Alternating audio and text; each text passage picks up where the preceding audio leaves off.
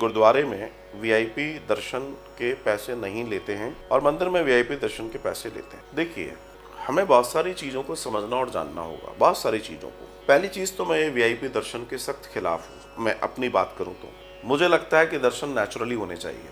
6-8 महीने पहले बिहारी जी के दर्शन करने गया तो पीछे नॉर्मल पोनी कर लिया और चश्मा लगाया हुआ था नॉर्मल वाला, और मैं प्लेन अपनी जैसे नॉर्मल वे में मैं पहुंच गया। मेरे साथ एक दो लोग और थे और वो बैरिगेटिंग चल रही थी। कोरोना टाइम की बात है या जो भी कुछ है, बैरिगेटिंग थी, मुझे इतना मालूम। तो अब वेट करना है, गली के बाहर खड़े हैं, वेट कर रहे हैं। तो किसी भक्त ने मुझे पहचाना, प्रणाम किया और मैंने भी मुस्कुराकर उनका अभिवादन किया। तो उन्होंने अपने बगल में किसी कोई थी तो बोला, ये मनुश्री महाराज हैं, टीवी पे आते हैं रोज। तो उनके साथ जो महिला थी उन्होंने तपाक से जवाब दिया, तेरा दिमाग फिर गया है, पहचानने में गलती कर रही है, जो टीवी पे आएगा वो लाइन में थोड़ी लगता है। जो टीवी पे आएगा वो लाइन में नहीं लगता। ठीक है, दर्शन की बात है, लेकिन आनंद आता है जब आपके पास समय है। अब जैसे महंकाल आदि जाते हैं तो चूंकि समय कम होता है तो वहां जो व्यवस्था है उस व्यवस्था के तहत दर्शन हो जाता है। अब बात आती है वीआईपी दर्शन की, जैसे गुरुद्वारे में नहीं है और यहाँ है। पहली बात तो मैंने कहा, मैं वीआईपी दर्शन, वीआईपी कल्चर के बिल्कुल खिलाफ हूं।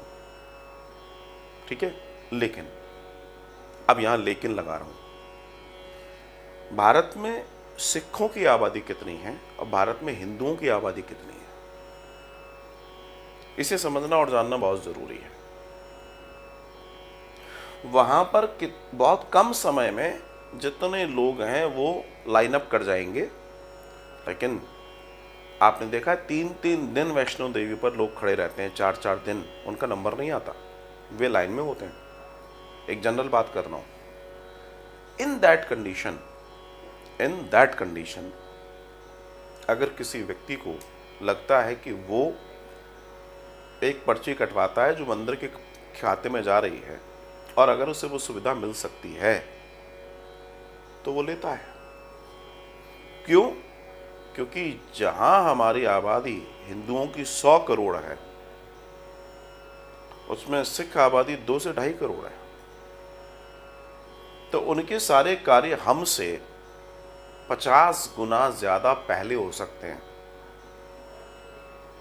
मान लीजिए उनके यहाँ एक व्यक्ति का नंबर लाइन में लगने के बाद 1 घंटे बाद आता है, तो हमारे यहाँ एक व्यक्ति का नंबर 50 घंटे बाद आएगा। ये अंतर है। तो ये अच्छा, व्यवस्थाएं person to person, place to place निर्भर करती हैं। मैंने सुना कहीं पर वीआईपी दर्शन बंद कर दिए हैं, तो उनका अपना दर्शन है।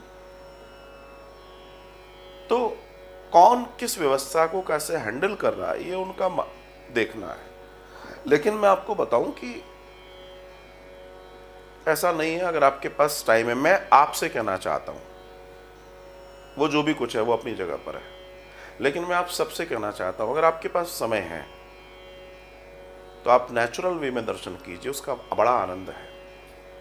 अगर आपको लगता है समय नहीं है, अब बहुत इमरजेंसी है, and then you can take the second option.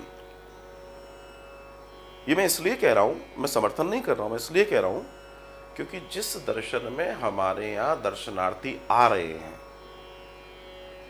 हम लोग तो वृंदावन में रह रहे हैं, हमें तो मालूम है स्थिति क्या है। आप लोग तो निरंतर तीर्थ करते रहते हैं, वृंदावन आते रहते हैं, आपको सारी पोजीशन मालूम है।